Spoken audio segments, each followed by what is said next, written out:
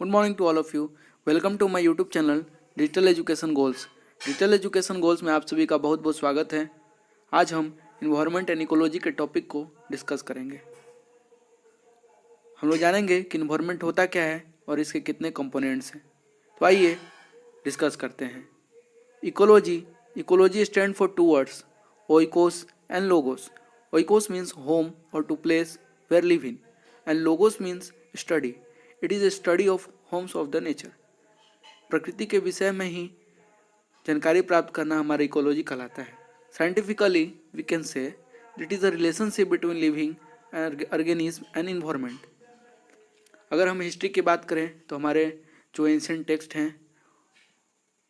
उपनिषद हो गया, संहिताज, ब्राह्मणाज, आर्यानक उपनिषद contain the many references about ecological concerns. Charak Samhita and surgical text Susru Samhita so the people have good knowledge about plant and animal ecology. Charak Samhita contain the information about air, land, water, season were indispensable for our life. अगर component की बात करें तो दो तरह के component होते हैं, abiotic component and biotic component.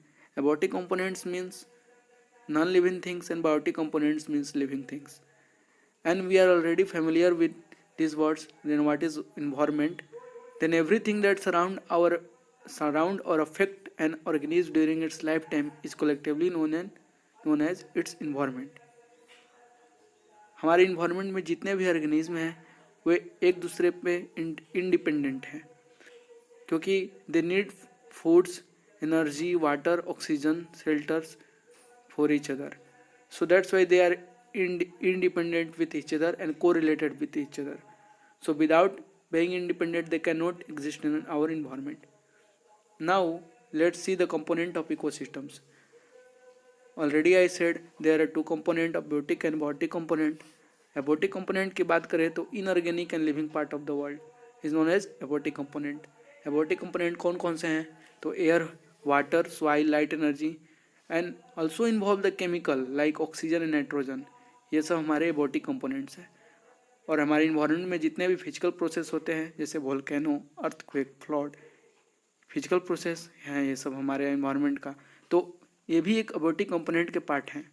Biotic components including living organism comprising plants, animals, microbes and classified according to their functional attributes into producer and consumer. These are called biotic component.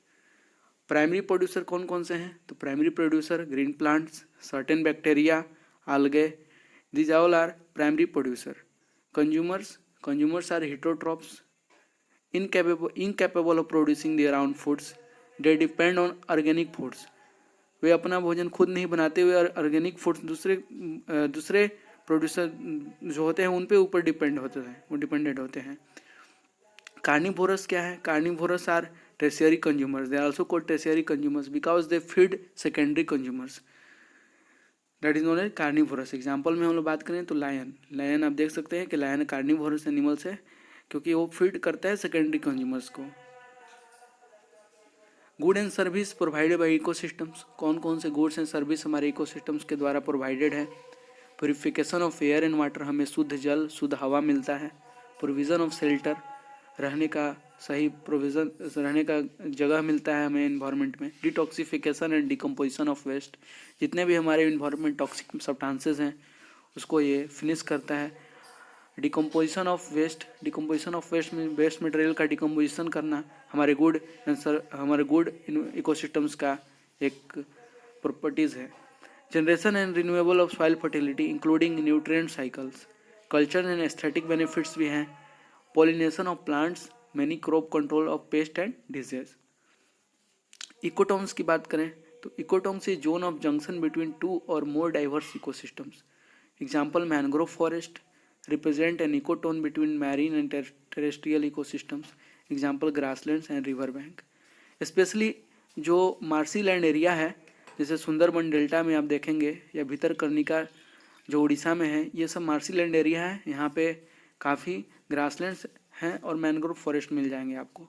तो river bank का जो zone है वही zone of junctions को हम लोग कहते हैं इकोटोन। उसका कैरेक्टरिस्टिक, इकोटोन का कैरेक्टरिस्टिक्स ये भी है कि वहाँ का जो स्पेसीज हैं, उस जगह के ऑर्गेनिज्म हैं, वो काफ़ी डिफरेंट होते हैं एडजॉइनिंग कम्युनिटी से, और उनका जो पॉपुलेशन डेंसिटी होता है ऑर्गेनिज्म का काफ़ी ज़्यादा होता है as compare to the adjoining community of the organism. That is called edge effect. Now move to the niche. Niche play the unique functional role play in the ecosystems. It is description of all biological and physical and chemical factor that this species need to survive, stay healthy and reproduce. Nike play important role in conservation of species. Type of Nike, there are two type of Nike: habitat Nike and food Nike. Habitat Nike where it lives, and food Nike what is it or decomposed. Physical and chemical Naik की बात करें तो temperature हो गया, land slope and humidity. These are part of the physical and chemical Nike. Biomes means what? Biomes means terrestrial part of biosphere is divisible into enormous region is called biomes. Terrestrial parts of biosphere means grassland, desert, tropical forest. Now let's see the diagram here. Here it is given that in the diagram, a desert, grassland and tropical forest in the below sides. We will see that desert, grassland and tropical forests are lying in the tropical region, and grassland, desert and capricorn temperate forest, these all are found in the temperate region. Boreal forest are also found in the subarctic region. Tundra vegetations we will see in Arctic region. Then here is what? Here is all the data of terrestrial part of biosphere is divisible in the divisible forms. That's why we can say that terrestrial part of biosphere divisible into enormous region is called biome. इसका भी important climatic factor क्या क्या है? Temperature and precipitation हो गया, ये सब हमारे क्लाइमेटिक फैक्टर्स हैं. आइए हम लोग कुछ टेबल के फॉर्म्स में एग्जांपल देखें कि कौन कौन सा वेजिटेशंस कौन किस किस रीजन में लाइज करते हैं और इनका फ्लोरा फोना क्या क्या है. नंबर ऑफ बायोम्स की बात करें तो टुंड्रा वेजिटेशन रीजन कहाँ पे लाइज करते हैं? तो northern southern most region of the world. Northern southern most region of the worlds में ये टुंड्रा वेजिटेशन आपको देखने को मिल जाएगा. फ्लोरा एंड फोना यहाँ का क्या है? तो ground flora included lichen, Moses and sages. Taiga vegetation की बात करें तो नॉर्दर्न यूरोप में, एशिया में, नॉर्दर्न अमेरिका मॉडरेट टेम्परेचर में आपको देखने को मिल जाएगा. यहाँ का फ्लोरा फोना की बात करें तो coniferous evergreen, mostly spruce, some pines and firs. Fauna consists birds, hawk, Siberian tree. These all are lies in the taiga vegetation. Savanna are the also type of the one of the type of biome. These savanna grasslands are lies in region of tropical region in savanna most extensive in the Africa. ये Africa के reason में आपको savanna grassland देखने को मिल जाएगा.